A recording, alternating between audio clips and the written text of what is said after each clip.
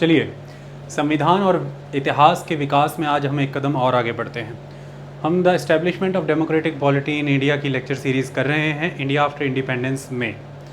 इसमें हमने last lectures में आपको बताया कि किस तरह से जब हमने डेमोक्रेसी की इस्टेब्लिशमेंट कंट्री में की, एक नेहरूवियन स्टेट उभर कर के आया, क्योंकि नेहरू का एक लंबा और असरदार प्रभाव था भारत की, चाहे वो कृषि नीति हो, एग्रीकल्चर के सेक्टर में काम करना हो, चाहे इंडस्ट्री के सेक्टर में। तो इकोनॉमी की बात करें हम, नेशनल इंटीग्रेशन की बात करें हम, या फिर फॉरेन पॉलिसी की, तो शुरुआती 15 साल ज़बरदस्त तरीके से नेहरू आइडियोलॉजी से प्रभावित रहे, इसलिए उसे नेहरूवियन स्टेट के तौर पर भी माना गया है। उसी कॉन्टेक्स्ट में आज हम आगे बढ़ेंगे। हमने देख लिया है इंडस्ट्रियल पॉलिसी का कंसेप्ट नेहरूवियन स्टेट के अंदर, हमने देख लिया एग्रीकल्चर का सिस्टम, इसे हम नेहरूवियन स्टेट के आस्पेक्ट में पढ़ रहे हैं। आने वाले दिनों में इसे हम डिटेल में भी कवर करेंगे, वो अनदर आस्पेक्ट से कवर होगा। अभी इसको हम एक ओवरव्यू की तरह ले रहे हैं कंप्लीट, ताकि आपको एक कंटिन्यूटी में सारा का सारा कंसेप्ट अच्छे से क्लियर हो जाएं। आज हम आगे बढ़ते हैं। देखिए, जहाँ एक तरफ पॉवर्टी को ख़त्म करना और अंडर डेवलपमेंट को ख़त्म करना एक बहुत बड़ा चैलेंज था उस समय के प्रधानमंत्री जवाहरलाल नेहरू के सामने, तो प्रधानमंत्री के सामने, इंडियन स्टेट के सामने, गवर्नमेंट के सामने और भारतीय राष्ट्र के सामने कुछ और चैलेंजेस भी बहुत मुखर होकर के खड़े थे।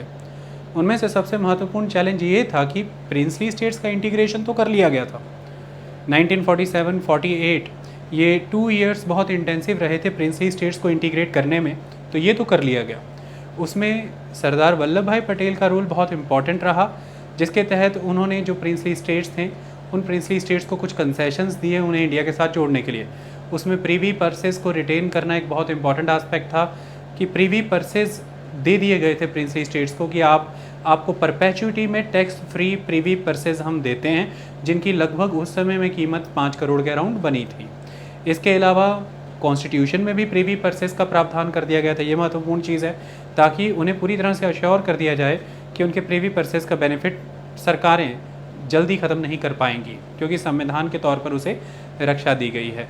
वो अपनी गद्दी जो है उसको सक्सीड कर सकते हैं, यानी कि वंशानुगत तरीके से चल सकते हैं, वो अपने फ्लैग्स यूज़ कर सकते हैं, वो तोपों की सलामी या बंदूक से जो सलामी दी जाती है क्रिमेशन और अदर सेरेमनीज़ के दौरान इसे यूज़ कर सकते हैं। इस तरह के कंसेशंस दे करके उन्हें इंडियन स्टेट के साथ जोड़ लिया गया। इस पर कुछ क्रिटिसिज्म भी हुआ कि जब देश ने बराबरी के अधिकार को तरजीह दी है तो फिर इस तरह के प्रीवी पर्सेस और बाकी कंसेशंस इनको क्यों देना। लेकिन उस समय में देश की अखंडता को बनाए रखने के लिए, नेशनल यूनिटी के लिए यह कदम उठाया गया और ये माना गया कि थोड़े बहुत कंसेशन दे करके अगर लार्जर गोल अचीव होता है इंडियन यूनियन का, तो फिर कोई प्रॉब्लम की बात नहीं है। लेकिन इन प्रिंसली स्टेट्स के इंटीग्रेशन के बाद अभी कुछ और यूरोपियन एनक्लेव्स इंडिया में बाकी थे जिन्हें इंटीग्रेट करना ज़रूरी था। यूरोपियंस में हमने देखा कि ब्रिटिशर्स से भारत को आज़ादी प्राप्त हुई और ब्रिटिशर्स के द्वारा ही अपनी पैरामाउंसी में रखे गए इन प्रिंसली स्टेट्स को भी इंडिया ने अपने साथ इंटीग्रेट किया। लेकिन what about the other power? French भी हुआ करते थे, जो कि लंबे समय तक ब्रिटिशर्स के दौरान भी थे और भारत की आज़ादी के बाद तक भी वो रहे। आज़ादी ब्रिटिशर्स से मिली, लेकिन उसके बाद भी यूरोपियन पावर इंडिया में थी, एक इम्पॉर्टेंट चीज़ है। जैसे पौंडीचेरी का इलाका फ्रेंच कंट्री के पास था, फ्रांस के पास था, इसी तरह से गोवा पोर्तुगीज़ लोगों के पास था, पुर्तगाल के पास था। ऐसे में फ्रेंच पीपल फ्रांस की गवर्नमेंट के साथ लंबी डिस्कशंस चली, बहुत ही इंटेलेक्चुअल डिस्कोर्स हुए। 1954-55 का समय था। हम कामयाब रहे उन्हें परसुएड करने में, उन्हें मनाने में, समझाने में, और फाइनली उन्होंने रिलिंक्विश कर दिए अपने सभी अधिकार, और जो फ्रेंच टेरिटरीज थी इंडिया में वो फ्री हुई by the way of persuasion. लेकिन पोर्तुगीज़ मानने को तैयार नहीं थे। उनका ये मानना था कि वो सदियों से गोवा पर राज करते चले आ रहे हैं और गोवा में जो कैथोलिक्स हैं उन कैथोलिक्स पर अत्याचार होगा, उनके इंटरेस्ट सेफ गार्ड नहीं रहेंगे अगर हम यहाँ से चले जाएंगे। चाहे कोई भी शक्ति भारत में आती हो, गोवा हमारे पास ही था। लेकिन उनको ये समझाया गया कि this is not the correct approach, आपको ये जाना होगा। उन्हें कई आंकड़े भी दिए गए। उन्हें ये समझाया गया कि 60% जो पॉपुलेशन है गोवा की वो हिंदूज़ हैं। ये फर्स्ट आस्पेक्ट। दूसरी aspect, geographically, linguistically, territory wise, nationality wise लोग जो हैं वो कनेक्टेड हैं बाकी इंडियन रीजन से, आप उन्हें अलग नहीं कर सकते। कल्चर, कस्टम, मैनर कनेक्टेड है उनका बाकी के भूभाग से। भाषा के तौर पर लोग जुड़े हुए हैं, दिन त्यौहार, सभ्यता, संस्कृति के तौर पर वो लोग जुड़े हुए हैं गोवा के बाकी क्षेत्र के लोगों से। फिर उन्हें यह समझाया गया कि 2 लाख कैथोलिक्स मुश्किल से रहते हैं गोवा में, जबकि 50 लाख कैथोलिक्स पूरे भारत में है, एक सेकुलर स्टेट में है, जिनके इंटरेस्ट प्रोटेक्टेड है, तो कोई दिक्कत की बात नहीं है। इन कैथोलिक्स को भी कुछ नहीं होगा क्योंकि सेकुलर स्टेट है इंडिया, और हर किसी को अपने फेथ को एग्जीक्यूट करने की पूरी आज़ादी है, ऐसा उसमें कहा गया। लेकिन पोर्तुगीज़ मानने को तैयार नहीं थे। सोशलिस्ट और कम्युनिस्ट वॉलेंटियर्स ने, पार्टीज़ ने सत्याग्रह की शुरुआत कर दी। 1954-55 का समय है जब गोवा में सत्याग्रह किया गया। लेकिन जब सत्याग्रही गोवा में एंटर हो रहे थे, 20 इंडियंस को गोली मार दी गई। किनके द्वारा? पुर्तगालियों के द्वारा। इस तरह से मसैकर किया गया। उस समय में नेहरू ने ब्लॉकेड किया था, इकोनॉमिक ब्लॉकेड गोवा का, लेकिन वो इस पॉलिसी को फर्दर आगे नहीं बढ़ा करके लेकर के गए। वह ये चाहते थे कि अंतर्राष्ट्रीय स्तर पर जो प्रतिज्ञा उन्होंने ली है, जो प्रिंसिपल है उनके, जो डॉक्ट्रिन है उनकी, कि हम इंटरनेशनल लेवल पर जो भी कंट्रीज़ हैं उनके साथ एक फ्रेंडली वे में कोई भी डिस्प्यूट सेटल करेंगे, पीसफुल वे में, किसी तरह की फाइट या कन्फ्रंटेशंस नहीं करेंगे। इसी तरह से पुर्तगाल के साथ भी यह सिद्धांत की पालना की जा रही थी। यूनाइटेड स्टेट्स, यूनाइटेड किंगडम, इनको मनाया जा रहा था कि आप पुर्तगाल के ऊपर दबाव बनाइए। इसी तरह से यूनाइटेड नेशन असेंबली में 1960s में जब पुर्तगाल से ये पूछा गया कि भाई आप एशिया अफ्रीका में एक टाइम बाउंड मैनर में कब तक अपनी कॉलोनीज़ को फ्री कर रहे हैं, आपको बताना है, तब भी जब पुर्तगाल ने कोई निर्णय नहीं लिया उस पर, तब ये इशू बहुत ज़बरदस्त तरीके से फोरफ्रंट पर आ गया। और घटना ये हो जाती है कि 1961 दिसंबर में एक गांव के ऊपर अटैक करा दिया जाता है। गोवा के ही एक गांव के ऊपर पुर्तगाली जो हैं वो अटैक कर देते हैं। फिर फाइनली 18 दिसंबर 1961 जो है, उस दौरान जवाहरलाल नेहरू यूनाइटेड स्टेट्स की इच्छा के विरोध में जाके यूके की इच्छा के विरोध में जा करके उस समय यूनाइटेड किंगडम के प्राइम मिनिस्टर मैकमिलियन हुआ करते थे, यूनाइटेड स्टेट्स के प्रेसिडेंट जॉन एफ कैनेडी हुआ करते थे, और यूनाइटेड नेशन के जो है वो जनरल सेक्रेटरी यूएन थैंट हुआ करते थे। तो यूएन थैंट के अगेंस्ट जा करके, मैकमिलियन के अगेंस्ट जा करके, जॉन एफ कैनेडी के अगेंस्ट जा करके ये एक तरह का दबाव बना रहे थे कि भारत के ऊपर कि आप पीसफुल सोल्यूशन फाइंड आउट करने की कोशिश करिए, किसी तरह के आक्रमण करने के प्रयास ना करिएगा। लेकिन फिर भी एक मिलिट्री एक्शन लेने का डिसीजन लिया उस समय जवाहरलाल नेहरू ने। 1961 17 दिसंबर का ये दिन था, और जब मिलिट्री एक्शन लिया गया, शुरुआत में पुर्तगीज़ सेना, क्योंकि वहाँ पर गवर्नर जनरल थे पुर्तगीज़ के, तो पुर्तगीज़ सेना ने शुरुआत में भारतीय सेना के साथ वहाँ पर फ्रंट ओपन किया, लेकिन थोड़े ही समय में गवर्नर जनरल ने उस समय में अपना सबमिशन प्रोवाइड कर दिया, और पूरी तरह से सभी अधिकार गोवा के ऊपर पुर्तगालियों ने छोड़े। और फिर जवाहरलाल नेहरू ने ये कहा कि फाइनली अब जा कर के देश पूर्ण रूप से आज़ाद हुआ है। जवाहरलाल नेहरू का वेस्टर्न मीडिया ने उस समय में क्रिटिसिज्म भी किया। एक पॉलिटिशियन होने के नाते, एक स्टेट्समैन होने के नाते आपको बहुत कुछ झेलना पड़ता है, क्योंकि वो गांधीयन स्टेट की बात करते थे, नॉन वायलेंस की बात करते थे, पीसफुल को एग्जिस्टेंस की बात करते थे, नॉन अग्रेशन की बात करते थे, नॉन इंटरफेरेंस की बात करते थे, म्यूचुअल को एग्जिस्टेंस, जैसे मैं कह रहा हूँ पीसफुल को एग्जिस्टेंस की बात करते थे, और इक्वल स्टेटस एंड कॉपरेशन की बात करते थे सभी देशों के बीच में। लेकिन ऐसे में उनके द्वारा शक्ति का प्रदर्शन करना, सेना का इस्तेमाल करना और ख़त्म करना पुर्तगाली कंट्रोल को, इसका वेस्टर्न मीडिया ने बहुत क्रिटिसिज्म किया कि आपकी हिपोक्रेसी सामने आ गई है, आपने जो मुखौटा पहना था वो सामने आ चुका है। ये एक इम्पॉर्टेंट चीज़ है। और उस समय में जॉन एफ कैनेडी ने भी जवाहरलाल नेहरू को ये कहा था कि अब आप कभी भी नॉन वायलेंस के कंसेप्ट को यूज़ नहीं कर पाएंगे, क्योंकि आपने खुद वायलेंस किया है। तो जवाहरलाल नेहरू का उस समय कहना था कि भाई आम जनता पर अत्याचार हो रहे थे, और इलॉजिकल रीजनिंग्स प्रोवाइड की जा रही थी पुर्तगाल की तरफ से गोवा में बने रहने के लिए, जिसे स्वीकार नहीं किया जा सकता था एक सॉवरेन स्टेट के तौर पर। क्योंकि नॉन वायलेंस हमारा ये भी है कि हमारी कंट्री की सॉवरेनिटी, इंटीग्रिटी कभी खंडित ना हो, ताकि हमारे देश के लोगों का हित ना हो किसी भी पड़ोसी मुल्क के द्वारा या विश्व की किसी शक्ति के द्वारा। और जब उन लोगों को जान माल का नुकसान पहुँचेगा, और यदि हम सक्षम नहीं हैं उसकी रक्षा करने में, तो यह भी एक तरह से हिंसा ही है। तो वह कभी ना हो, हमारे लोगों को जान माल का किसी तरह का नुकसान ना पहुँचे, भारत की अखंडता, संप्रभुता बनी रहे, इसके लिए यहाँ यह कदम उठाना अनिवार्य था। वो हमने उठाया है, और हम एक सॉवरेन स्टेट हैं, हम वो कर सकते थे। तो ऐसा जवाहरलाल नेहरू ने किया, एक स्टैंड उन्होंने लिया। और यूएस, यूके, यूनाइटेड नेशन, खासतौर पर यूएस और यूके का इंटरेस्ट ये था, क्योंकि 1945 से ही कोल्ड वॉर की पॉलिटिक्स स्टार्ट हो रखी थी। इस कोल्ड वॉर पॉलिटिक्स को अपने बेनिफिट में रखने के लिए और पावर का एक बैलेंस बनाए रखने के लिए, the balance of power concept के तहत इंडिया है, इंडिया में चाहे वो फिर गोवा था, चाहे फिर वो लक्षद्वीप है, अंडमान निकोबार है, और चाहे फिर इंडियन ओशियन में अदर छोटे छोटे आइलैंड्स हैं जो अमेरिका ने अपने बेस के तौर पर तैयार किए हुए थे। तो हमेशा से ही अमेरिका की ये कोशिश रही, यूके की ये कोशिश रही कि एक बैलेंस ऑफ पावर एशिया में बना करके रखा जाए, और इंडिया को भी एक लेवल पर कंटेन करके रखा जाए। तो इस तरह से ये माना जाता है कि पुर्तगालियों को समर्थन था अमेरिका का और यूके का कि आप बने रहें, कोई बात नहीं, इंडिया में हम आपका समर्थन करेंगे और इंडिया के ऊपर हम एक इंटरनेशनल डिप्लोमेटिक प्रेशर माउंट करके रखेंगे कि वो आपके अगेंस्ट किसी तरह का कोएर्सिव एक्शन ना ले सके। लेकिन फाइनली इंडिया ने कोएर्सिव एक्शन लिया और उस कोएर्सिव एक्शन के तहत गोवा आज़ादी को प्राप्त हुआ। ये एक इम्पॉर्टेंट चीज़ है, लोगों ने खुशी मनाई। ये भी दूसरी इम्पॉर्टेंट चीज़ है कि लोगों के भीतर यह इच्छा थी कि हमें यहाँ से मुक्त होना है, क्योंकि नेहरू जब इकोनॉमिक ब्लॉकेड कर रहे थे 1955 में, तो उनका मानना ही ये था कि let the people revolutionise the state, कि लोगों को ये करने दो, क्रांति उभरनी चाहिए, जन समर्थन से ये होना चाहिए, और फिर जब नेसेसरी होगा तो we will intervene with the force. तो फिर वो हुआ।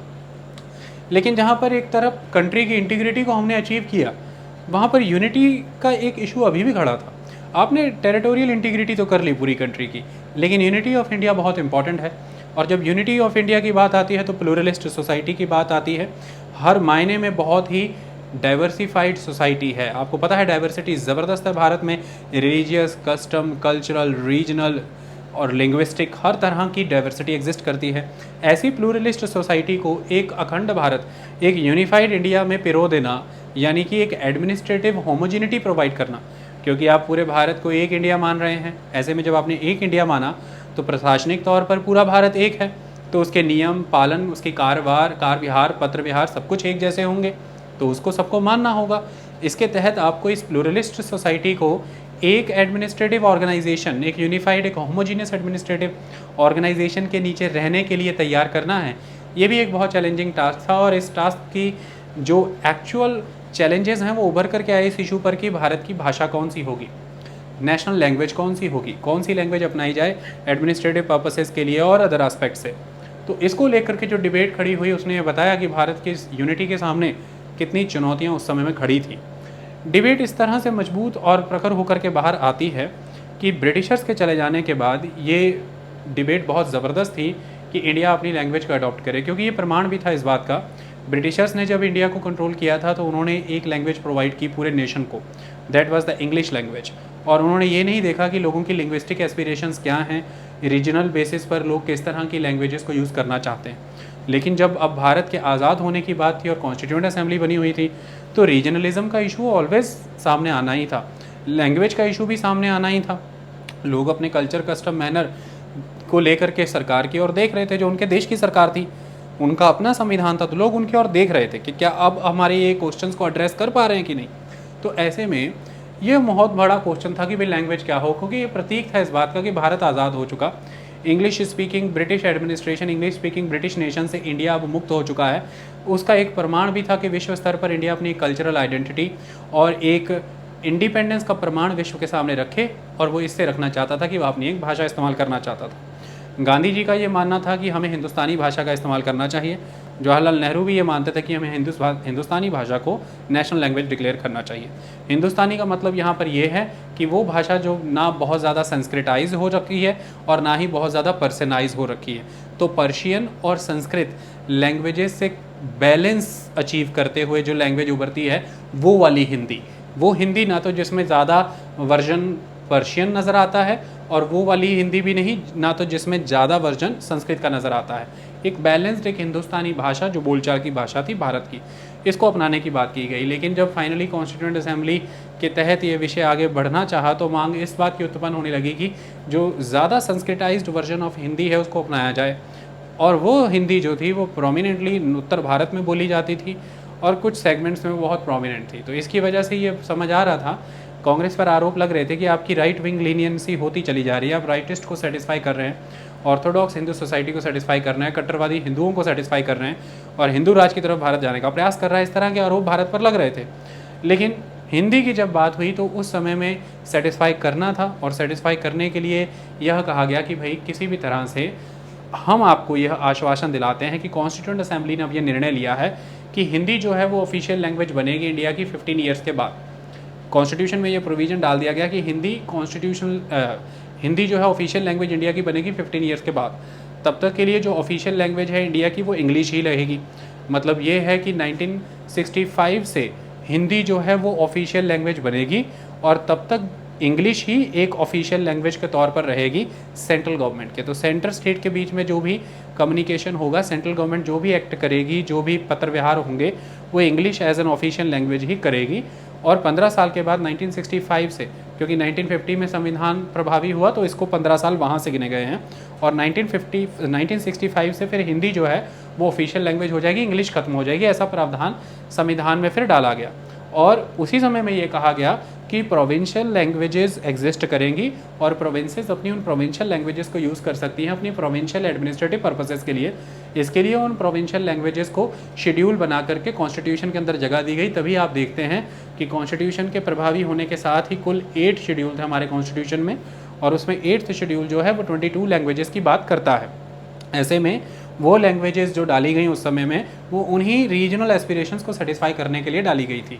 समस्या भारत के सामने यह थी कि इंग्लिश बोलने वाले अंग्रेज चले गए और उनकी एक यूनिफाइड लैंग्वेज जो भारत में थी, वो जो एग्जिस्ट करती थी इंग्लिश, उसके बाद एक अल्टरनेटिव देना था। तो ये नहीं था कि कोई एक लैंग्वेज ही उभर करके आ रही है। भारत में उस समय में कुल 11 ऐसी भाषाएं थीं जिन भाषाओं को लगभग मिलियन से ज़्यादा लोग बोलते थे, मतलब हर भाषा को 10-10 लाख से ज़्यादा लोग बोलते थे। तभी इस बात पर डिबेट बहुत ज़बरदस्त हुई कि अब कौन सी भाषा को चुना जाए देश की प्रशासनिक भाषा के तौर पर और राष्ट्रीय भाषा के तौर पर। तो ऑफिशियल लैंग्वेज या फिर नेशनल लैंग्वेज के तौर पर किस लैंग्वेज को चुना जाए, इस वजह से ये डिबेट बहुत ज़बरदस्त तौर पर उभर करके आई। लेकिन मुद्दे की बात यह है कि ये डिबेट उस लेवल पर भी शांत नहीं हो पाई। जब ये प्रोविजंस रखे गए कि भैया कॉन्स्टिट्यूशन के अंदर 15 साल के बाद जो है वो उसे हिंदी को ऑफिशियल लैंग्वेज बनाया जाएगा, अभी हम इंग्लिश को ही लेकर के चल रहे हैं। प्रोविंसेस लेवल पर हमने 8th शेड्यूल कॉन्स्टिट्यूशन में ऐड कर दिया है और आप अपनी लैंग्वेजेस को उसमें डाल दिया गया है, और आप प्रोविंसेस लेवल पर यानी कि स्टेट्स के लेवल पर अपनी रीजनल लैंग्वेजेस का यूज़ कर सकते हैं। और पार्लियामेंट के थ्रू भी इसे अफर्म किया गया। 1963 के अंदर ऑफिशियल लैंग्वेजेस एक्ट पास किया गया, जिस ऑफिशियल लैंग्वेजेस एक्ट में भी ये कहा गया कि 1965 से, जैसा कि कॉन्स्टिट्यूशन ने स्टिपुलेट किया है, प्लेज किया है, 1965 से हिंदी ऑफिशियल लैंग्वेज होगी, लेकिन एक मेजर के तौर पर, ताकि नॉन हिंदी स्पीकिंग एरियाज़ और रीजन्स जो हैं कंट्री के, उनके साथ किसी तरह का कोई अन्याय या अत्याचार ना हो जाए, इसलिए एक एडिशनल लैंग्वेज के तौर पर इंग्लिश को भी कंटिन्यू किया जाएगा। लेकिन इस चीज़ ने भी सस्पिशन दूर नहीं किए भारत के उन वर्गों के जो मोस्टली साउथ और ईस्टर्न स्टेट्स के लोग थे। उन स्टेट्स में अभी भी एक सस्पिशन था कि कांग्रेस एक तरह की पॉलिसी खेल रही है, ये सेंट्रलाइजेशन की तरफ जाने का एक तरीका है, अथॉरिटेटिव स्टैंस है, ये एक बहुत इंपॉर्टेंट चीज़ है। और फाइनली ये चीज़ तब जा कर के सुधरी थी जब 1967 में ऑफिशियल लैंग्वेजेस एक्ट में अमेंडमेंट किया गया। तो ऑफिशियल लैंग्वेजेस अमेंडमेंट एक्ट 1967 में जाकर के आया, जिसके तहत ये कहा गया कि सेंटर और स्टेट के बीच में जो एडमिनिस्ट्रेटिव कम्युनिकेशन होगा वो बाइलिंगुअल होगा, यानी कि हिंदी इंग्लिश बोथ होंगे। तो कोई भी पत्र व्यवहार आप देखें केंद्र सरकार राज्य सरकार के बीच में बातचीत का, तो वो हिंदी इंग्लिश दोनों लैंग्वेजेस में होता है।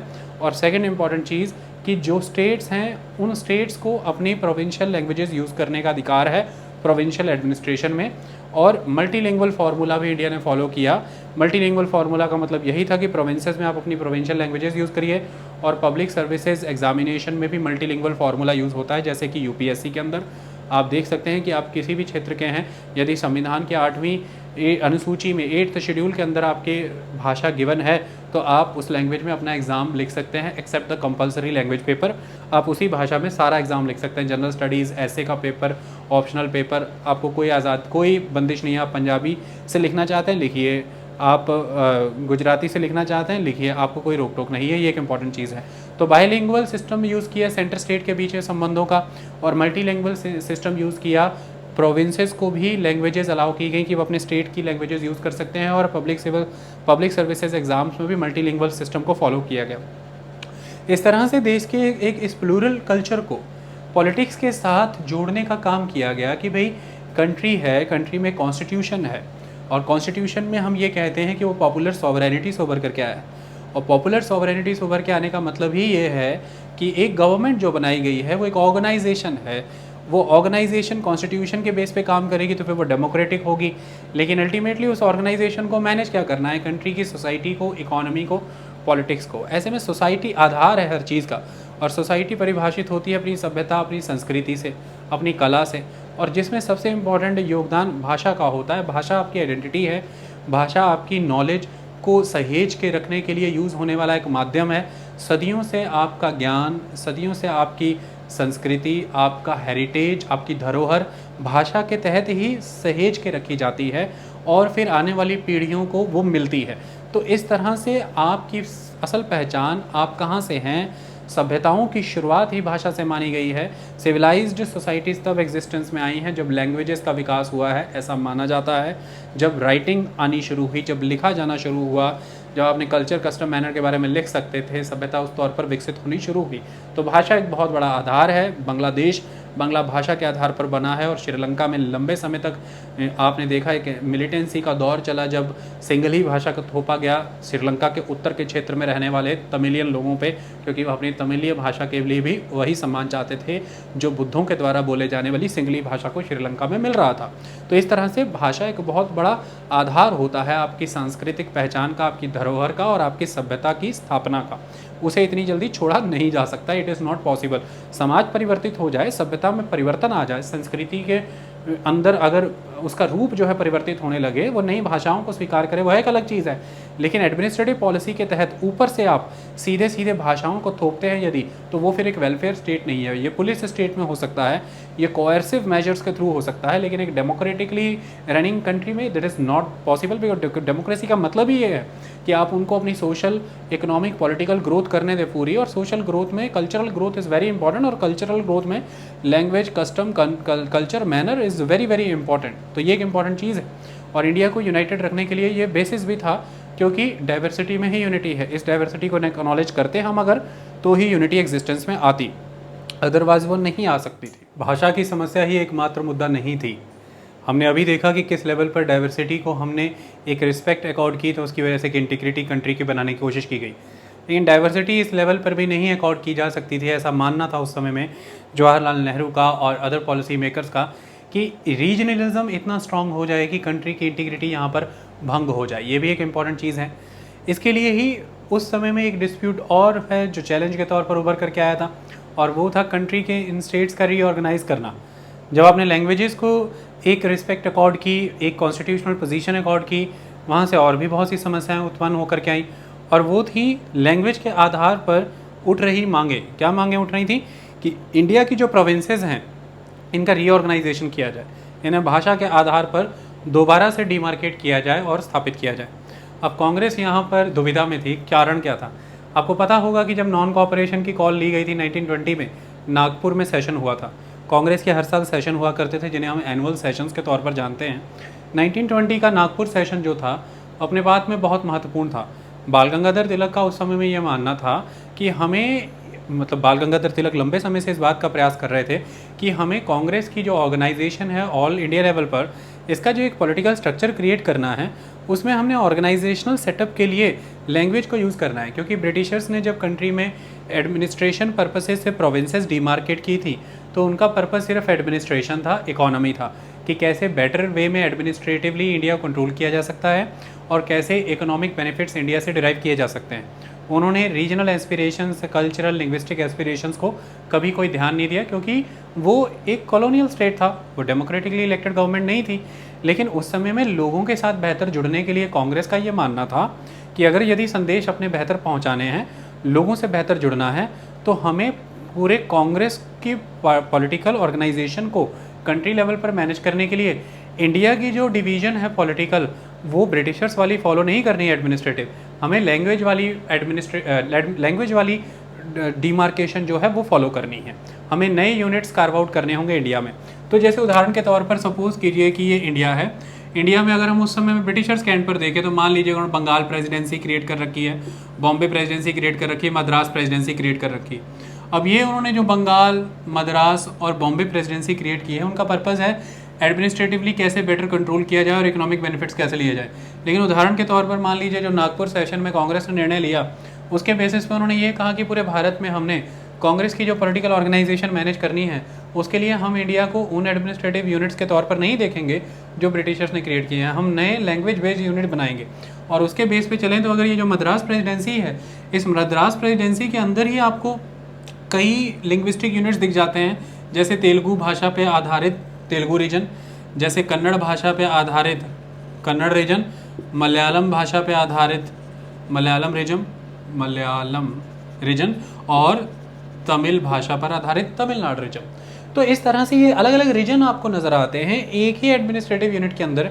लैंग्वेज के बेस पे कई रीजन आपने डिमार्केट किए। उस समय माना गया था कि हम क्षेत्रीय नेताओं को आगे बढ़ाएंगे और जिस भाषा में लोग बेहतर समझ सकते हैं, मास पार्टिसिपेशन कराना है हमें फ्रीडम स्ट्रगल में, तो जिस भाषा में लोग बेहतर समझते हैं उसी भाषा में उनके साथ जुड़ने के लिए कांग्रेस की जो पॉलिटिकल ऑर्गेनाइजेशन है उसके यूनिट के तौर पर हमें लिंग्विस्टिक टेरिटरीज डिमार्केट करनी पड़ेंगी ताकि हम क्षेत्रीय भाषा के आधार पर लोगों से बेहतर जुड़ पाएँ और कांग्रेस के नेशनल प्लान क्षेत्रीय भाषा में लोगों तक पहुँच सके। उस समय का तो एजेंडा ये था। 1920 में किए अपने इस वादे से अब कांग्रेस ही मुकर रही थी।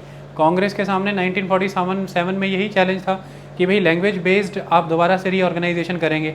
लेकिन उस समय में वो ब्रिटिशर्स जिन्होंने एडमिनिस्ट्रेटिव और इकोनॉमिक एस्पेक्ट को ज़्यादा ध्यान दिया क्योंकि उन्हें कंट्री को कंट्रोल में रखना था और वो ये नहीं चाहते थे कि इंडिया में किसी भी तरह की कोई डिवीजन क्रिएट हो या उनके एक कंसोलिडेटेड रूल को कोई चैलेंज पहुँचे। अब वही चैलेंजेस गवर्नमेंट ऑफ इंडिया के सामने हैं जो भारतीयों के द्वारा बनी है। कांग्रेस का ये मानना था उस समय में और देश की सरकार का ये मानना था उस समय में कि कंट्री की इंटीग्रिटी और यूनिटी ऑफ द इंडिया सर्वोपरि है, सुप्रीम है। इसके सामने किसी भी चैलेंज को नहीं हवा दी जा सकती और रीजनलिज्म इतना स्ट्रांग होता चला जा रहा है कि देश की अखंडता पर आघात हो सकता है अगर हमने उन एस्पिरेशंस को इस तरह से एक्सेप्ट कर लिया। तो उस समय में ये डिबेट बहुत प्रमुख थी कि भाई लैंग्वेज के बेसिस पर दोबारा से स्टेट कार्व आउट करिए। अब उसके लिए जो उस समय की सरकार थी उसने 1948 में लिंग्विस्टिक प्रोविंसेस कमीशन की स्थापना कर दी। तो 1948 में लिंग्विस्टिक प्रोविंसेस कमीशन गठित हुआ था। इम्पॉर्टेंट कमीशन है ये, एस.के. धार की अध्यक्षता में ये गठित हुआ था।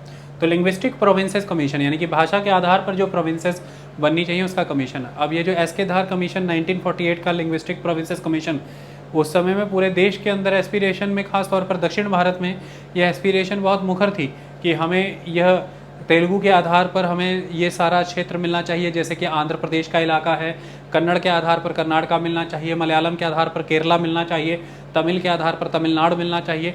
जब पॉपुलर लेवल पर, मास लेवल पर ये डिमांड बहुत मुखर होकर के सामने आ रही थी, लोगों में इस चीज़ की स्वीकृति भी थी, पॉपुलर एक्सेप्टेबिलिटी थी इस बात की।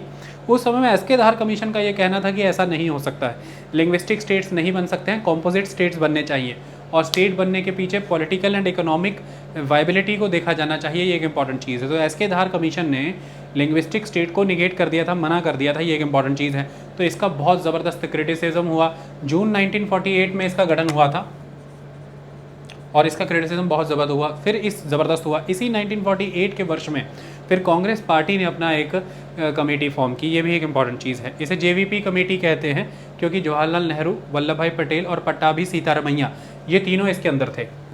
जे से जवाहरलाल नेहरू, वी से वल्लभ भाई पटेल, पी से पट्टाभी सीतारमैया। तो कांग्रेस पार्टी की अपनी एक कमेटी है और उस कमेटी के तहत ये देखा जाना था कि लिंग्विस्टिक प्रोविंसेस बन सकते हैं कि नहीं। तो कांग्रेस पार्टी की linguistic provinces committee, that is the JVP linguistic provinces committee, इसने भी अपनी रिकमेंडेशंस में यही कहा कि कॉम्पोजिट स्टेट्स होने चाहिए। कॉम्पोजिट मतलब कि कॉम्पोजिट कल्चर होना चाहिए, विभिन्न भाषाएं बोलने वाले लोग एक साथ होने चाहिए। तो कॉम्पोजिट कल्चर से ओरिएंटेड कॉम्पोजिट स्टेट्स होने चाहिए, पहली चीज़। दूसरी बात ये देखना जरूरी है कि एडमिनिस्ट्रेटिव एफिशिएंसी उसमें स्टेट में है कि नहीं। तो एडमिनिस्ट्रेटिव फीजिबिलिटी देखनी बहुत ज़रूरी है कि एडमिनिस्ट्रेटिवली वो स्टेट रन हो सकता है कि नहीं। और दूसरा, इकोनॉमिक वायबिलिटी भी होनी चाहिए। आप स्टेट लैंग्वेज के आधार पर ऐसा नहीं बना सकते। उस समय माना गया कि ना तो जिसके पास रिवर है किसी तरह की, ना माउंटेन है, ना मिनरल रिसोर्सेज हैं, ना एग्रीकल्चर लैंड है उस लेवल पर, तो अगर वो स्टेट इकोनॉमिकली वायबल ही नहीं होगा, वो अपनी इंडिविजुअल एग्जिस्टेंस ही नहीं रख पाएगा, अपनी सर्वाइवल ही नहीं रख पाएगा, तो ऐसे में वो चल नहीं पाएगा सिंपली अगर हम लैंग्वेज को ही एड्रेस करते रह जाए। दूसरा, एडमिनिस्ट्रेटिव फिजिबिलिटी भी देखनी जरूरी है कि उसका साइज़ इतना भी छोटा ना हो कि वो अपनी एडमिनिस्ट्रेशन का खर्चा खुद ना उठा पाए और इतना भी बड़ा ना हो जाए कि उसकी एडमिनिस्ट्रेशन ऑलवेज अंडर सर्विस के कैटेगरी से जूझती रहे कि वो सर्व नहीं कर पा रहे हैं लोगों को, कैओस में है ऑलवेज, और बहुत से एरिया अनसर्व्ड रह जाते हैं। तो इतना भी एक्सट्रीम लार्ज ना हो जाए, एक्सट्रीम स्मॉल ना हो जाए। और सेकंड इंपॉर्टेंट एस्पेक्ट की एडमिनिस्ट्रेटिव फिजिबिलिटी इस लेवल पे बनी रहनी चाहिए कि एडमिनिस्ट्रेशन लॉ एंड ऑर्डर की सिचुएशन मेंटेन कर पाए, इस तरह का क्षेत्रफल हमें उन्हें प्रोवाइड करना है। तो इन चीज़ों को ध्यान में रखा जाए। तो इन्होंने भी लैंग्वेज बेस्ड स्टेट्स को नो बोला था, ये एक इंपॉर्टेंट चीज़ है जेवीपी कमेटी ने। लेकिन इस कमेटी ने यह भी रिकॉग्नाइज़ किया था कि बहुत प्रेशर है सरकार के ऊपर और देश के स्तर पर एक माहौल तो है कि लैंग्वेज के आधार पर डिमार्केशन किया जाए, ये एक बहुत इंपॉर्टेंट चीज़ है। अब फाइनली हुआ क्या, यहाँ पर गतिविधियाँ कहाँ से शुरू हुई? देखिए, आंध्र एक इम्पॉर्टेंट स्टेट है जहाँ पर सबसे पहले इस तरह के स्वर उठने शुरू हुए थे कि हमें भाषा के आधार पर अपना स्टेट चाहिए, और इसमें बहुत सी इम्पॉर्टेंट शख्सियतें आ जाती हैं। ये एक इम्पॉर्टेंट चीज़ है। उस समय में सीताराम एक बहुत बड़ी शख्सियत हुआ करते थे। 1951 की ये बात है। सीताराम के द्वारा, ये एक गांधीयन आइडियोलॉजी को फॉलो करने वाले शख्स थे, इन्हें पंडित सीताराम भी कहा जाता था। इनके द्वारा उस समय में यह आवाज़ रखी गई कि भाई हमें लैंग्वेज के आधार पर आंध्र स्टेट चाहिए, जिसके लिए इन्होंने फास्ट अनटू डेथ रखा। तो इन्होंने 35 दिन का उपवास रखा। किसी तरह से इनका उपवास तोड़ा गया और इस मूवमेंट को फर्दर फिर कंटिन्यू किया गया 1952 में, और पोट्टी श्रीरामलू ने 56 डेज का फास्ट रखा हुआ था। 56वें दिन आमरण अनशन करते हुए उनका देहांत हो गया। 15 दिसंबर की ये बात है, और इस घटना ने 1952 में पूरे के पूरे दक्षिण के क्षेत्र में आगजनी की। लोगों में आक्रोश था, गुस्सा था, राजनीतिक तौर पर एक उथल पुथल जिसे कि आप कह सकते हैं वो मच चुकी थी। और 19 दिसंबर 1952 ने गवर्नमेंट ने इस बात को एक्सेप्ट किया कि ठीक है, तेलुगु भाषा के आधार पर आंध्र स्टेट बनेगा। ये एक इम्पॉर्टेंट चीज़ है। और फिर 1 अक्टूबर 1953 को आंध्र स्टेट एडॉप्ट हुआ। तो अक्टूबर 1953 को आंध्र बना भाषा के आधार पर। अब ये भी एक बहुत इंपॉर्टेंट चीज़ है। लेकिन अब आप समझते होंगे कि समस्या का हल हो गया। नहीं, समस्या का हल ऐसे नहीं हुआ। लैंग्वेज के बेसिस पर चीज़ें उभर तो आईं, बन तो गईं, लेकिन फिर भी उसमें बहुत से अंतर थे, चाहे इकोनॉमी, चाहे जोग्राफी वाइज, और लैंग्वेज में भी बहुत से माइनॉरिटी ग्रुप्स एग्जिस्ट करते रहेंगे अभी भी। इकोनॉमी जोग्राफी वाइज यहाँ पर बहुत अंतर था। अगर यहीं पर देखें तो जो आंध्र बना था, आंध्र के जो कोस्टल एरिया थे जिन्हें हम सरकार कहते हैं, जोग्राफी इकोनॉमी वाइज सरकार बहुत ही अलग थे आंध्र के दक्षिण के क्षेत्रों से, जिन्हें हम रायलसीमा कहते हैं। तो एक तरफ ईस्टर्न कोस्टल एरियाज़ हैं आंध्र के, जिन्हें सरकार बोला जाता है, जैसे नॉर्दर्न सरकार का इलाका था इम्पोर्टेंट, तो सरकार CIRCEARS।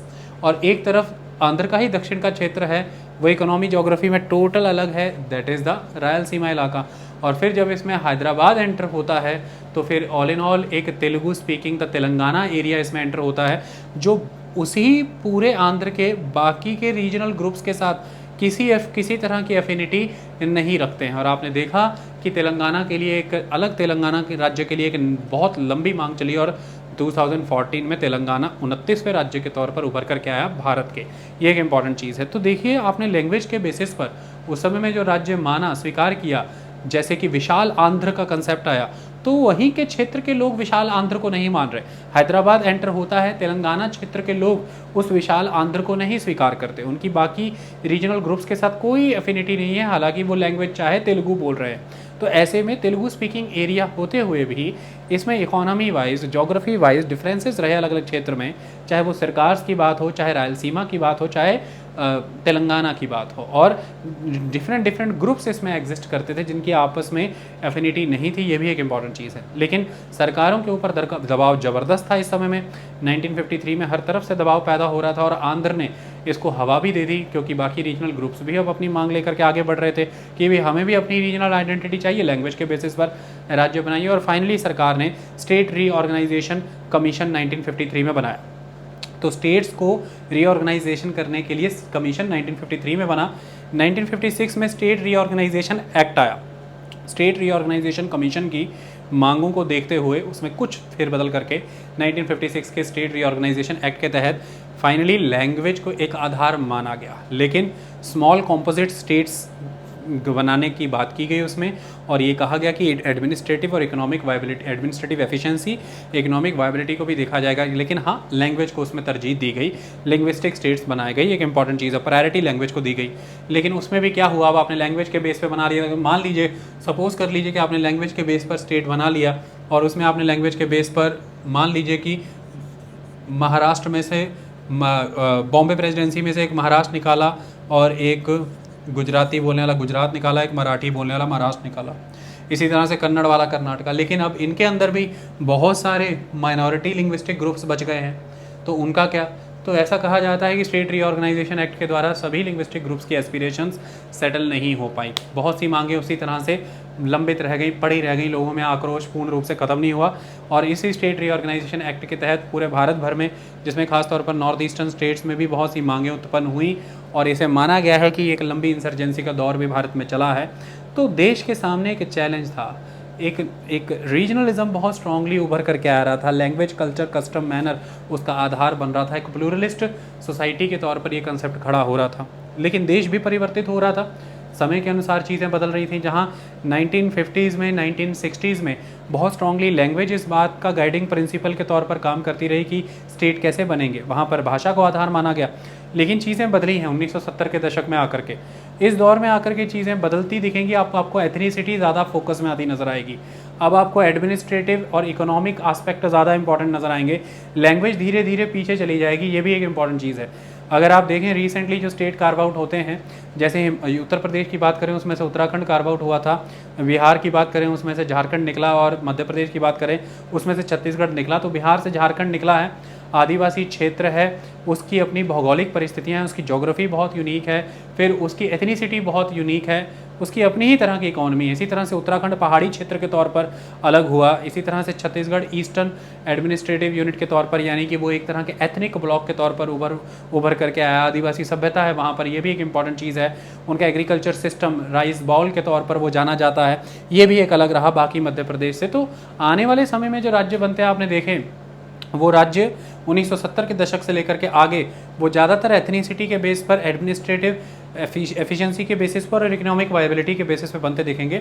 हालांकि 1950-60 के दौर में लैंग्वेज एक बहुत बड़े गाइडिंग प्रिंसिपल के तौर पर काम कर रही थी। बॉम्बे को दो हिस्सों में बांटा गया, मराठा वाला महाराष्ट्र मैंने अभी आपको बताया, और गुजराती वाला गुजरात वहाँ पर बनाया गया। इसी तरह से पंजाब को भी 1966 में दोबारा से रीऑर्गेनाइज किया गया। हिमाचल, हरियाणा और पंजाब के तौर पर वो एग्जिस्टेंस में है। नॉर्थ ईस्टर्न स्टेट्स में भी यह चीज़ें चल रही थी और एथनिसिटी नॉर्थ ईस्टर्न स्टेट में बहुत ज़्यादा सिग्निफिकेंट थी, और यहाँ पर नागालैंड ने लीड ली थी। मैंने आपको बताया था कि जब फर्स्ट जनरल इलेक्शन हुए थे, नागालैंड ने उसमें पार्टिसिपेट नहीं किया था। नागा नेशनल काउंसिल बहुत स्ट्रॉन्ग थी, ना तो उन्होंने एक भी वोट पोल होने दिया, ना तो एक भी सिंगल कैंडिडेट वहाँ पर उन्होंने खड़ा होने दिया चुनाव के भीतर। इवन 1953-54 के अराउंड जब जवाहरलाल नेहरू वहाँ पर विजिट भी करने गए तो उनकी विजिट का उन्होंने बॉयकॉट किया था। तो नागालैंड इस मामलों में बहुत मजबूत और बहुत स्ट्रॉन्ग उभर करके आया है। नागालैंड के द्वारा पहले शुरुआती दौर में अपने लिए सेपरेट लिंग्विस्टिक स्टेट, अपने सेपरेट एथनिसिटी के बेस पर सेपरेट स्टेट की मांग की। शुरुआती तौर पर ये एक मांग के तौर पर आई, फिर डेमोन्स्ट्रेशंस हुए, प्रोटेस्ट हुए, बायकॉट के नियम अपनाए गए, फिर ये आगे बढ़ करके इंसर्जेंसी के दौर में चली गई। फाइनली समय ऐसे आ जाता है कि 1960-61 के दौरान ये माना जाता है, इतना दबाव बना दिया जाता है, इंसर्जेंसी इतनी ज़बरदस्त होती है, सरकार को झुकना पड़ता है और नागालैंड स्टेट 1963 में उभर करके आता है। नागा पीपल्स का नागालैंड स्टेट, ये एक इंपॉर्टेंट चीज़ है। फिर समय आगे बढ़ता है, 1972 में ही नॉर्थ ईस्ट में आपको कुछ और राज्य भी उभर करके आते दिखेंगे। मेघालय बन करके आएगा, मणिपुर बन करके आएगा, त्रिपुरा बन करके आएगा, और मिजोरम को और अरुणाचल प्रदेश को एज एन यूनियन टेरिटरी आप आगे कंटिन्यू करते हैं। बाकी आगे जा करके मिजोरम और अरुणाचल प्रदेश भी आपको एक स्टेट के तौर पर नज़र आएगा, उनको भी स्टेटहुड मिलता नज़र आएगा। तो कुल मिलाकर के इस तरह से आपने पूरी की पूरी कंट्री को एक इंटीग्रिटी में, एक यूनिटी में बांधे रखने का प्रयास किया, और फाइनली सन 2000 में मैंने आपको बताया ही, मध्य प्रदेश से निकला छत्तीसगढ़, और बिहार से बनता है झारखंड, और उत्तर प्रदेश से बनता है उत्तराखंड। और रिसेंटली अगर आप देखें तो 2014 में आपको तेलंगाना क्षेत्र उभरता हुआ नज़र आया और तेलंगाना राज्य बना, आंध्र प्रदेश से वो अलग हुआ। और अभी अभी अगर आप देखें तो आपने देखा कि जम्मू कश्मीर जो है उसका कैरेक्टर बदल दिया गया, उसमें Jammu and Kashmir union territory बना दी गई और लद्दाख को अलग कर करके एक लद्दाख यूनियन टेरिटरी बना दी गई। तो जम्मू कश्मीर के से राज्य का दर्जा चला गया और दो यूनियन टेरिटरी उभर करके आई, उसका बाइफर्केशन कर दिया गया, Jammu and Kashmir union territory and Ladakh union territory. तो इस तरह से आज भारत में कुल 28 राज्य और 9 केंद्र शासित प्रदेश आपके सामने खड़े हैं, 28 states and 9 centrally administered union territories. जबकि स्टेट रीऑर्गेनाइजेशन एक्ट 1956 जब आया था तब उसके द्वारा लैंग्वेज के आधार पर 14 राज्य दिए गए थे, 14 स्टेट्स उसके द्वारा दिए गए थे, और उनमें जो इश्यूज थे वो पेंडिंग मैंने आपको बताए, वो आपके सामने थे। तो कुल मिलाकर के इस तरह के चैलेंजेस उस समय देश के सामने थे। भाषा का एक बहुत बड़ा चैलेंज था, रीजनलिज्म का चैलेंज था, भाषा के आधार पर राज्य बनने का चैलेंज था। एक तरफ सवाल था देश की यूनिटी को बनाए रखने का, टेरिटोरियल इंटीग्रिटी को बनाए रखने का, और दूसरी तरफ सवाल था वो प्लेज, वो प्रोमिसेस जो लंबे समय में उभर करके आए थे during the anti colonial struggle. Congress के वो वायदे जिसके आधार पर उसने जनता को अपने साथ जोड़ा था आज़ादी के संग्राम के लिए, चाहे वो फिर लैंग्वेज बेस्ड डिमार्केशन हो, यूनिट बनाने की बात हो, ये एक इम्पॉर्टेंट चीज़ है। सेकंड, चाहे फिर वो ऑफिशियल लैंग्वेज को चुनने की बात हो। आपको पता होना चाहिए कि 1920s के दौर में भी कांग्रेस ने इस बात पर बल डाला था कि हिंदी को भाषा के तौर पर चुना जाए, लेकिन फिर कांग्रेस ही अपनी छवि से लड़ती हुई नजर आई। जब भारत में एक अच्छे खासे मासेस को हिंदू ऑर्थोडॉक्स ग्रुप्स ने अपने साथ जोड़ना शुरू कर दिया था, तो कांग्रेस को इस बात से भी चिंता थी कि ये एक नेगेटिव इम्पैक्ट के तौर पर उभर करके आएगा अगर अभी इसे रोका नहीं गया। तो एक राइटिस्ट लीनियंसी कांग्रेस की उभर करके आए, ऐसा कांग्रेस कभी भी नहीं चाहती थी। एक सेकुलरिस्ट स्टेट, एक डेमोक्रेटिक स्टेट की इमेज कांग्रेस एस्टेब्लिश करना चाहती थी, ये एक इंपॉर्टेंट चीज़ है। तो कुल मिलाकर के जवाहरलाल नेहरू का मानना ये था कि जब से स्वतंत्रता मिली है तब से लेकर के अब तक यदि कांग्रेस और भारत की सरकार को, देश को, स्टेट को इवेल्युएट किया जाए तो दो बहुत इंपॉर्टेंट पॉलिसीज़ रही हैं जो गाइडिंग प्रिंसिपल के तौर पर काम कर रही हैं, चाहे वो काम पॉलिटी के क्षेत्र में हो, चाहे इकोनॉमी के क्षेत्र में हो, या इंटरनेशनल रिलेशंस के क्षेत्र में हो। और उन दोस्त की पॉलिसीज़ में से पहली पॉलिसी वो आइडेंटिफाई करते हैं democratic planning for the economic development of the India. Democratic planning से उनका मतलब यहाँ पर 5 ईयर प्लानिंग है, जिसे वो ये कहते थे कि हम बहुत ही लोकतांत्रिक ढंग से करते हैं, कंट्री के फेडरल स्ट्रक्चर को ध्यान में रखते हुए। तो उन्होंने बनाया कि एक तो ये डेमोक्रेटिक प्लानिंग जो हमने की है for the economic development of the country, ये एक इंपॉर्टेंट पॉलिसी थी। और सेकंड इंपॉर्टेंट एस्पेक्ट, हमारे एक्सटर्नल रिलेशंस हमने जिस बेसिस पर डेवलप किए हैं उसके आधार पर हमारी नॉन अलाइनमेंट की पॉलिसी बहुत महत्वपूर्ण है। अब हम नॉन अलाइनमेंट की पॉलिसी के बारे में पढ़ेंगे और आज आपको 1962 Indo China war, 1965 India Pakistan war, और इस दौरान ज़बरदस्त तरीके से इंटरनेशनल सिनेरियो, चाहे वो यूनाइटेड स्टेट्स हो, चाहे यूएसएसआर हो और चाइना, बदलते समीकरण, हर चीज़ को अब हम समझने की दिशा में आगे बढ़ रहे हैं। ये भी एक इम्पॉर्टेंट अध्याय है। देखिए, उस समय में नॉन अलाइनमेंट एक बहुत इंपॉर्टेंट पॉलिसी के तौर पर खड़ी थी। जब हम नॉन अलाइनमेंट का जिक्र करते हैं, इसके ऊपर मैं पहले भी कई लेक्चर दे चुका हूँ, आने वाले दिनों में भी दूंगा। चीज़ें लगातार इवॉल्व होती रहती हैं, बढ़ती रहती हैं, एक इंपॉर्टेंट चीज़ है। नॉन अलाइनमेंट का मतलब उस समय में क्या था? इसका मतलब ये है कि भाई उस समय में 1945 सेकेंड वर्ल्ड वॉर ख़त्म हुई है। जो अलायंस के तौर पर लड़ रहे थे एक समय में ब्रिटेन, फ्रांस, यूएसए और यूएसएसआर। यूएसएसआर सिंपल तौर पर सोवियत यूनियन, या इसे मैं रशिया भी कहूँगा कई बार ताकि आपको कन्फ्यूज़न ना हो।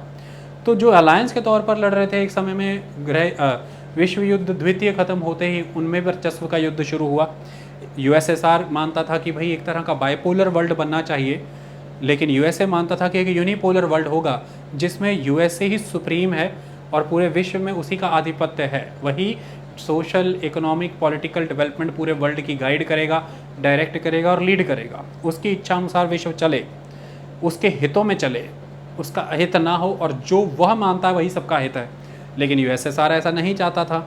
यूएसएसआर चाहता था कि एक बायपोलर वर्ल्ड डेवलप होना चाहिए, और उसकी भी अच्छी खासी से है एशियाटिक रीजन में, अफ्रीका के क्षेत्रों में। तो एक तरफ जहाँ पर यूएसए के द्वारा कैपिटलिस्ट ब्लॉक को रिप्रेजेंट किया जा रहा था, वहीं दूसरी तरफ यूएसएसआर सोशलिस्ट कम्युनिस्ट ब्लॉक को रिप्रेजेंट कर रहा था। इस तरह से इसे एक आइडियोलॉजिकल वॉर भी माना जाता है, द कैपिटलिस्ट सोशलिस्ट वॉर। मुद्दे की बात यह है कि ये दोनों ही मुल्क कभी आपस में सीधे नहीं झपटे। इस दौरान इन्होंने विश्व भर के अलग अलग देशों को मंच बनाया युद्ध का, जिसके तहत आपको बहुत से युद्ध देखने को मिलेंगे 1945 से लेकर 1991 तक, जब तक कि यूएसएसआर का डिसइंटीग्रेशन नहीं हो जाता और रशिया एग्जिस्टेंस में नहीं आ जाता। यूएसएसआर टूट जाएगा, फिर रशिया एग्जिस्टेंस में आ जाएगा। 1945 से 1991 तक ये दौर रहेगा। इस दौरान पूरे विश्व भर में जो भी इन दो मुल्कों के बीच में चला है, यूएसएसआर और यूएसए के बीच में, इसे गृह युद्ध, इसे गृह युद्ध कह रहा हूँ, वो तो सिविल वॉर, इसे शीत युद्ध के तौर पर देखा गया है, इसे कोल्ड वॉर के तौर पर देखा गया है। यह भी एक इंपॉर्टेंट एस्पेक्ट है। तो अब इस कोल्ड वॉर को, इस शीत युद्ध को अब हमें समझना है। अगर मैंने पहले कहीं गृह युद्ध कह दिया हो तो शब्द को इग्नोर करना। It is cold war, it is the शीत युद्ध। अब इसके तहत क्या होगा? देखिए, हर किसी को ये इच्छा थी उस समय में, और हर किसी में एक तरफ यूएस यूके है और एक तरफ यूएसएसआर है, और यूएसएसआर के साथ एक समय तक चाइना भी है।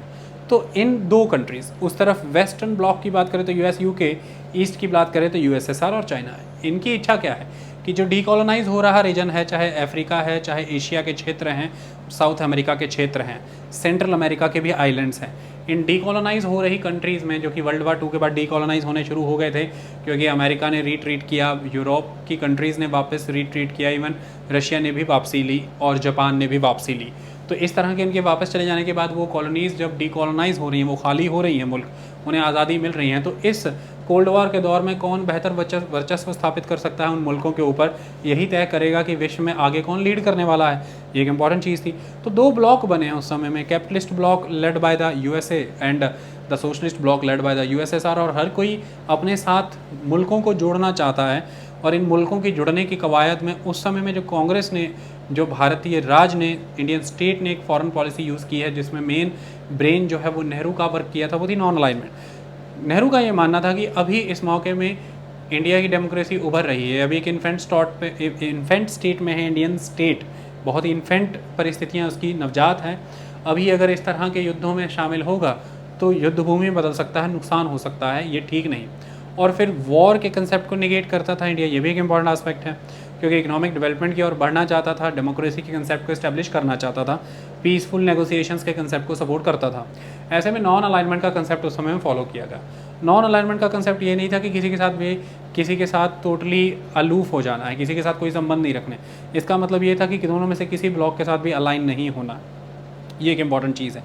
तो इसका मतलब यहाँ पर यह है कि हर किसी के प्रति फ्रेंडशिप, जब आप किसी के साथ भी अलाइन नहीं हो रहे हैं तो आप यही स्थापित कर रहे हैं ना कि आपकी सबके साथ मित्रता है। तो हर किसी के साथ फ्रेंडशिप के कंसेप्ट को यहाँ पर प्रमोट किया गया। तो friendship towards all countries, towards all nation, ये है नॉन अलाइनमेंट का मतलब। और सेकंड नॉन अलाइनमेंट का मतलब ये है कि आप एक सॉवरेन कंट्री हैं, एक इंडिपेंडेंट कंट्री हैं, और आपके पास पूरी आज़ादी है कि आप आत्मनिर्भर होकर के अपने निर्णय ले सकें कि आपको विश्व स्तर पर युद्ध में जाना है कि नहीं जाना है, या आपको कौन सी नीति अपनानी है। तो नॉन अलाइनमेंट यहाँ पर इंडिपेंडेंट एक्शंस का भी प्रतीक है। और क्योंकि इंडिया उस समय में इंडिपेंडेंट हुआ था, तो इंडिया उस समय में यूरोप को, अमेरिका को और रशिया को ये बताना चाहता था कि किसी तरह का आपका कोई कोएर्सिव एक्शन हम पे वर्क नहीं करेगा, आप किसी तरह से हमें परसुएड नहीं कर सकते हैं कि हम आपके साथ आएँ, या किसी तरह का आप हम पर दबाव नहीं बना सकते हैं।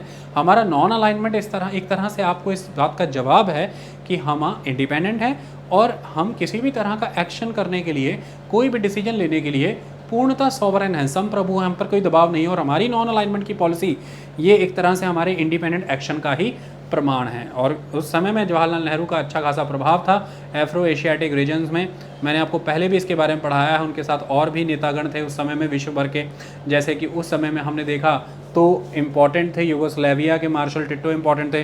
तो चाहे यूगोस्लाविया की बात करें, चाहे हम इजिप्ट की बात करें, चाहे हम इंडोनेशिया की बात करें, चाहे हम इंडिया की बात करें, चाहे हम आइवरी कोस्ट की बात करें, इन देशों के नेताओं के द्वारा मिलकर के इस कंसेप्ट को आगे बढ़ाया गया कि भाई हमें नॉन अलाइनमेंट के कंसेप्ट को फॉलो करना है। Beginning of the new India में हमने इस बारे में डिटेल में वहाँ पर डिस्कशन की थी नॉन अलाइनमेंट में।